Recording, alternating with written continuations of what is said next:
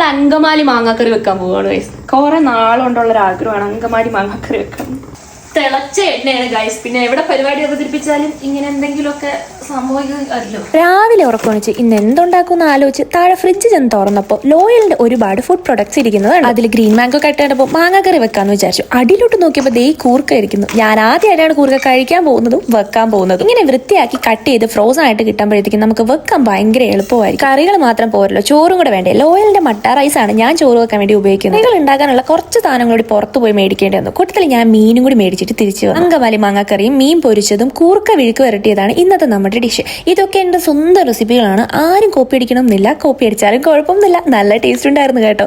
പഴുത്ത മാങ്ങ പുറത്തുനിന്ന് വേറെ മേടിച്ചു, മറ്റേത് നല്ല പച്ച മാങ്ങയായിരുന്നു. അങ്ങനെ റിയൻ കൂടി ഉണ്ട് എന്നെ ഹെൽപ്പ് ചെയ്യാൻ. ഈ അങ്കമാലി മാങ്ങാക്കറിന്റെ റെസിപ്പി ഞാൻ യൂട്യൂബിൽ നിന്ന് കണ്ടെത്തിയതാണ്. കുറെ നാളായിട്ട് റീൽസിലൊക്കെ കാണുമ്പോൾ ഇത് ഉണ്ടാക്കി നോക്കണമെന്ന് വിചാരിക്കുന്നല്ലാണ്ട് സക്സസ് ആവുമെന്ന് ഒരിക്കലും പ്രതീക്ഷിച്ചില്ല. എല്ലാം മിക്സ് ചെയ്ത് വെച്ചിട്ട് നമുക്കൊരു കുളി പാസ്സാക്കാം.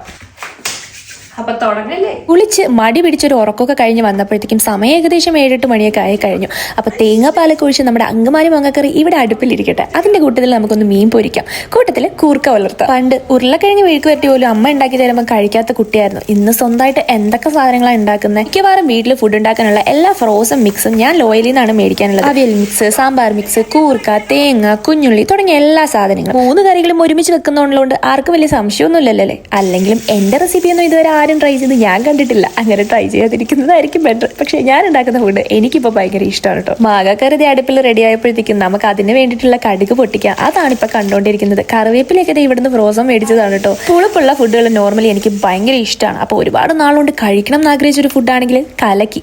അവസാനം ഞാൻ റിയയും കൂടെ ക്ലീനിങ് തുടങ്ങി. എല്ലാം കഴിഞ്ഞ് അവസാനം ആ പ്ലേറ്റിലേക്ക് നമ്മുടെ ലോയലിന്റെ നല്ല മട്ട റൈസും കൂർക്ക വിഴുക്ക് വരട്ടിയതും നല്ല പുളിപ്പും മധുരവും ഉള്ള കുറുകിയ അങ്കമാലി മാങ്ങാക്കറിയും കൂടെ ഒഴിച്ചാൽ കുഴച്ച് കഴിക്കുമ്പോൾ ആദ്യമായിട്ടാണ് കൂർക്ക കഴിക്കുന്നതും അങ്കമാലി മാങ്ങാക്കറി കഴിക്കുന്നതും. പിന്നെ രണ്ടും ഞാൻ വെച്ചതായതുകൊണ്ട്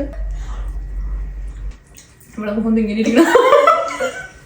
പേഴ്സണലി പറയുവാണെങ്കിൽ ഞങ്ങൾക്ക് 2 പേർക്കും ഒരുപാട് ഇഷ്ടപ്പെട്ടു. നിങ്ങൾ ജസ്റ്റ് ഒന്ന് ട്രൈ ചെയ്ത് നോക്കിയിട്ട് എന്നോട് പറയണേ. ബൈ.